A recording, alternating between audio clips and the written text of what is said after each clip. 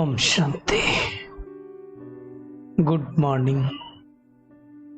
साकार मुरली 15 जून 2022।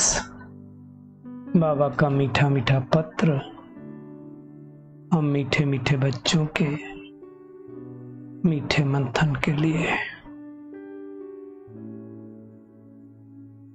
मंथन शुरू करने से पहले सुख के सागर से बाबा की सुख भरी किरणों के नीचे बैठ जाते हैं और अनुभव करते हैं, मैं सुख स्वरूप आत्मा हूं, सुख के सागर की संतान हूं। आज मीठे बाबा ने कहा, मीठे बच्चे, ये तुम सबकी वानप्रस्थ अवस्था है। हम सबकी वानप्रस्थ अवस्था है, मतलब छोटा बड़ा, जिसके शरीर की आयु कम हो या ज्यादा हो, है ना, सबकी वानप्रस्थ अवस्था। वापस घर जाना है, इसलिए क्या करो, बाप और घर को याद करो, यानी निराकार परमात्मा शिव बाबा को याद करो और अपने घर परमधाम को याद करो। पावन बनो, सब खाते समाप्त करो।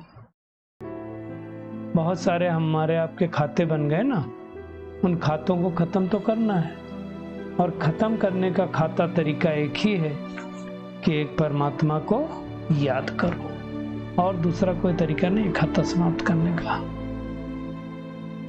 आज का प्रश्न है, बाप ही बच्चों को कौन सा धीरज देते हैं? बाबा कहते, बच्चे अभी इस रुद्र ज्ञान यज्ञ में अनेक प्रकार के विघ्न पड़ते हैं। शुरू में तो बहुत विघ्न पड़ते थे, अभी तो ठीक है, थोड़ा शांति हो गई, उतना नहीं है कि लोग समझने लगे हैं, पहले बहुत विघ्न पड़ते थे। तो बाबा कहते हैं, परंतु धीरज धरो, जब तुम्हारा प्रभाव निकलेगा, ढेर के ढेर आने लगेंगे, फिर सब तुम्हारे आगे आकर माथा झुकाएंगे। बांधेलियों के बंधन समाप्त हो जाएंगे, टूट जाएंगे। बाबा कहते हैं, जितना तुम बाप को याद करेंगे, बंधन टूटते जाएंगे और तुम विक्रमाजीत बनते जाएंगे। विक्रमाजीत मतलब विक्रमों पर जीत पहनने वाले। आज का गीत है, भोलेनाथ से निराला, गौरीनाथ से निराला कोई और नहीं, मेरी बिगड़ी बनाने वाला कोई और नहीं। बाबा कहते हैं, भोलेनाथ सदैव शिव को ही कहते हैं, शंकर को नहीं कहेंगे। शंकर तो सूक्ष्म तनवासी है। शिव और शंकर का भेद भी बाबा ने तो हमको बताया ना। शिव बाबा तो ऊंचे तो ऊंच परमधाम में रहता है, शंकर सूक्ष्म तनवासी है, वो आकारी है, शिव बाबा निराकारी है, तो दोनों फर्क है ना। तो शिव ही भोलानाथ है, इसलिए कहते हैं शिव भोले भंडारी। शंकर को ज्ञान का सागर नहीं कह सकते, शिव को ज्ञान का सागर कहते हैं। और वही शिव बाबा आकर के हमारी झोली भरते हैं, सृष्टि के आदि मध्य अंत का राज बताते हैं, रचता और रचना का राज समझाते हैं। बाबा कहते हैं तो बहुत सिंपल, लेकिन इस सिंपल बात को ऋषि मुनि वो भी तो नहीं जान पाए। अब जब वो रजोगुणी नहीं जानते थे, ऋषि मुनि तो रजोगुणी थे, तो ये तमोगुणी कहां से जानेंगे जो इस समय लोग हैं, इसलिए लोग समझ नहीं पाते। बाबा कहते हैं, तो अभी तुम बच्चे बाप के सम्मुख बैठे हो, किस लिए बैठे हैं? सच्ची सच्ची सत्यनारायण की कथा सुनने, अमर कथा सुनने, और अमर कथा सुन करके अमर लोक का मालिक बनने के लिए बैठे हैं, और किस लिए बैठे हैं? तो बाबा कहते हैं, लेकिन कोई संशय नहीं होना चाहिए। कहा जाता है ना, संशय बुद्धि बिन संति, तो हमें निश्चय बुद्धि बनना है। बाबा कहते हैं, मैं निराकार हूं, पूजा भी मेरे निज निराकार की करते हैं, शिव जयंती भी मनाते हैं, और वही परमात्मा जन्म मरण रहित है, वो ही भोलानाथ है। तो आकर झोली भरेगा ना, कैसे भरेगा? तो जरूर किसी तन का आधार लेगा। तो वही बाबा आकर के हमारी ज्ञान रत्नों से झोली भरते हैं। ये नॉलेज है जो आकर के बाबा सिंपल भाषा में समझाते हैं। संस्कृत में थोड़ी समझाएंगे, बाबा कहते हैं संस्कृत में तो श्लोक है, तो जो भोली भाली माताएं वो कहाँ से बेचारी समझ पाएंगी, वो तो घर में कार में करती रहती। वो तो अब ऐसा हो गया है जो नौकरी करने पर बहनें जाने लगी, पहले तो कोई जाता ही नहीं था। तो बाबा बच्चों को ऊंच से ऊंच पढ़ाई पढ़ा रहे हैं। जो कुछ नहीं पढ़े थे उनके ऊपर कलश रखते हैं, अर्थात माताओं को बाबा आगे करते हैं। बाबा कहते हैं ये तो सब भक्तियां सीताएं हैं, जितनी आत्माएं हैं इस समय कलयुग में रावण की जेल में बंद हैं, उस रावण की लंका से मुक्त करने अर्थात दुख से मुक्त करने के लिए परमात्मा शिवराम आया हुआ है। सबको घर वापिस ले जाएंगे, है ना। वापिस कैसे ले जाएंगे? हर तमो प्रधान आत्मा को सतो प्रधान बना करके वापस ले जाएंगे। सतयुग में तो देवी देवताओं का राज्य था, उनका यादगार तो मंदिर में बनाते हैं, अभी नहीं है। अब फिर से परमात्मा उस धर्म की स्थापना कर रहे हैं। सतयुग के आदि में प्रिंस प्रिंसेस के रूप में राधा कृष्ण थे, और फिर से स्वयंवर हुआ तो वही महाराजा महारानी बनते हैं। ये सब समझने की बात है ना। अब देवी देवताएं कभी पतित दुनिया में तो पैर रख नहीं सकते। श्री कृष्ण तो बैकुंठ का प्रिंस है ना, वो आकर के थोड़ी युद्ध के मैदान में कोई गीता सुनाएगा। ये सब समझने की बात है। दुनिया में लोग कहते भी हैं ब्रह्मा देवताय नमः, विष्णु देवताय नमः, शंकर देवताय नमः, शिव परमात्मा नमः, फिर भी नहीं समझते हैं। तो ये सब बातें बाबा समझाते हैं। मनुष्य को ही 84 जन्म लेने पड़ते हैं, कोई जानवर की बात यहां नहीं हो रही है। बाबा आता भी भारत देश में ही, उनका कोई दिव्य जन्म मनुष्य सरीखे नहीं होता कि कोई गर्भ से जन्म ले, नहीं, वो तो परकाया प्रवेश करते हैं। तो बाबा कहते हैं अभी तुम सिर्फ बाप और घर को याद करो, बस। बाप अर्थात परमात्मा निराकार शिव को, और घर अर्थात परम धाम को, तो फिर स्वर्ग की राजधानी में आ जाएंगे। अभी तो बाबा कहते हैं आसुरी राजस्थान है, भगवान आकर के देवी राजस्थान स्थापन करते हैं। तो मुख्य बात है, बाबा कोई तकलीफ नहीं देते, कहते हैं सिर्फ मामेकम याद करो। अजपा जाप बाप और वर्षे को याद करने का चलता रहना चाहिए। साइलेंस में बैठ के याद करो।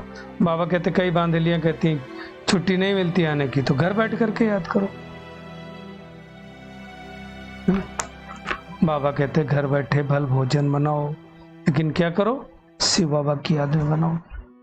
जैसे दुनिया में बनाते हैं तो किसी को पति याद आएगा, पति के लिए बनाएगी, बच्चों के लिए बनाएगी तो बच्चे याद आएंगे।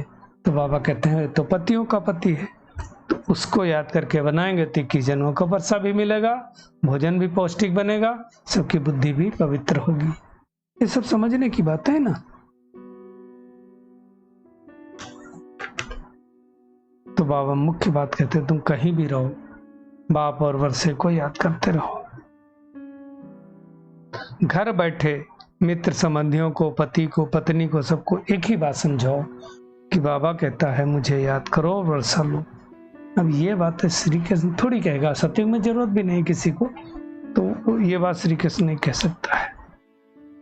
तो बाबा का परिचय देना है, जिससे सब जान जाए कि हमारा शिव बाबा है जो आया हुआ है और सतयुगी सृष्टि की स्थापना कर रहा है।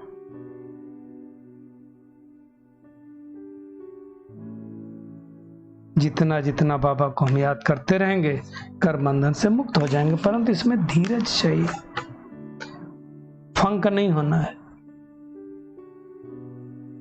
जितना जितना हम याद करेंगे विकर्म विनाश होंगे, बुद्धि टूटती जाएगी। तो बाबा कहते हैं अब तुम विकर्माजीत बनो। विकर्माजीत बनना भी कैसे? याद से बनना है। फिर क्या होगा? सारे विकर्मों के खाते समाप्त हो जाएंगे और सुख का खाता शुरू हो जाएगा। बाबा कहते हैं व्यापारियों के लिए तो बहुत सहज है, रोज खाते का काम करते हैं, तो ऐसे नया खाता चालू करो। याद करते रहेंगे तो जमा होता जाएगा, याद नहीं करेंगे तो जमा नहीं होगा। व्यापार है ना। बाबा कहते बाबा कोई तकलीफ थोड़ी देते हैं, सत्य बात समझाते हैं। गॉड इज ट्रूथ, तो ट्रूथ बात ही समझाएगा ना, बाकी दुनिया में तो सब झूठी झूठ है।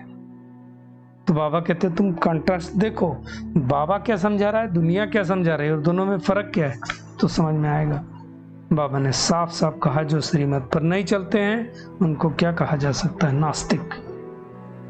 भगवान आस्तिक बना रहा है, परंतु हम उनकी श्रीमत पर न चले तो नास्तिक के नास्तिक ही ठहरे ना। बाबा कहते हैं अब तुम सब कुछ भूल जाओ, एकदम बिंदु जीरो, बिल्कुल बिंदी लगा दो तो 30 सेकंड के लिए बिंदु स्वरूप में स्थित हो जाएं। मैं आत्मा बिंदु बिरकुटी सिंहासन पर बैठी हूं। बाबा कहते हैं और कोई बातें न सुनो, hear no evil, see no evil, talk no evil, do no evil, think no evil. सबसे इंपॉर्टेंट है थिंक नो विल। एक बाप के सिवाय दूसरे कोई बात मत सुनो। बाबा कहते हैं शरीर बन जाओ और सब कुछ भूल जाओ। बस एक बात याद रहे। कोई बाबा कहते हैं हमारा मुख नहीं खुलता। बाबा कहते हैं इतनी सहज बातें हैं फिर भी तुम्हारा मुख नहीं खुलता। सिर्फ बाप और वर्षे को याद करना और क्या करना है। शिव बाबा है सभी आत्माओं का बाप। कृष्ण को सबका बाप कैसे कहेंगे, वो तो सतयुग का प्रिंस है। ये सब सारी बातें समझने की है। बाबा कहते तुम बच्चे ही अपने तन मन धन से भारत को स्वर्ग बना रहे हो, वो भी श्रीमत पर। ऐसे नहीं बना रहे हैं, परमात्मा की श्रीमत पर। दुनिया तो कुछ जानती नहीं है ना, कि हम सो पूज्य सो पुजारी कैसे बनते हैं। ये सब बातें बाबा समझाते हैं तो दुनिया कैसे जानेगी। गाते हैं भगवान के लिए परंतु जानते नहीं है। तो बाबा ने ही हम बच्चों को हम सो हम का अर्थ समझाया। हम सो ब्राह्मण सो देवता, ऐसे ना, हम सो ब्राह्मण सो फरिश्ता सो देवता, देवता सो क्षत्रिय सो वैश्य सो शूद्र, ऐसे ये चक्र घूमता रहता है। तो आज का होमवर्क क्या है? एक तो अपने मन में बिठा देना है कि हमारी ये वानप्रस्थ अवस्था है, वापिस घर जाना है, इसलिए अपने घर को और परमात्मा को याद करना है। होशियार बनकर के पुराने सब खातों को बिजनेसमैन के माफिक समाप्त करके सुख का खाता शुरू करना है। जितना जितना याद में रहेंगे उतना विकर्म नष्ट होते जाएंगे, इसलिए बड़े प्यार से बाबा को याद करना है। घर में बैठ भोजन बनाते समय, हर कर्म करते समय बाबा की याद में रहना है। अपनी झोली ज्ञान रत्नों से भरकर दूसरों को दान देना है। आज का बाबा का खूबसूरत वरदान है, साक्षी बन माया के खेल को, मनोरंजन समझकर देखने वाले मास्टर रचयिता भव। बाबा कहते हैं माया कितने भी रंग दिखाए, मैं मायापति हूँ, माया रचना है, मैं मास्टर रचयिता हूँ। इस स्मृति से माया का खेल देखो। मैं मायापति हूँ मतलब माया को जीतने वाला हूँ, माया मेरी रचना है, मैं मास्टर रचयिता हूँ। बाबा कहते इस स्मृति से खेल देखो, खेल में हार नहीं खाओ, साक्षी बनकर मनोरंजन समझकर देखते चलो, तो बाबा कहते हैं फर्स्ट नंबर में आ जाएंगे।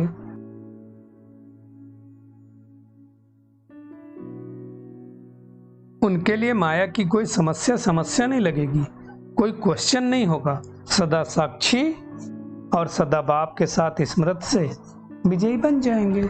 केवल स्मृति का तिलक लगाना है। तो जितना जितना स्मृति रहेगी उतना उतना हम मास्टर सर्वशक्तिमान बनते जाएंगे। स्लोगन है, मन को शीतल, बुद्धि को रहमदिल और मुख को मृदु बनाओ, अर्थात मीठा बनाओ। 3 काम करने हैं, मन को शीतल, बुद्धि को रहमदिल और मुख को मीठा बनाना है। चलिए परमात्मा किरणों के नीचे बैठ जाते हैं और अनुभव करते हैं, मैं होशियार व्यापारी हूँ।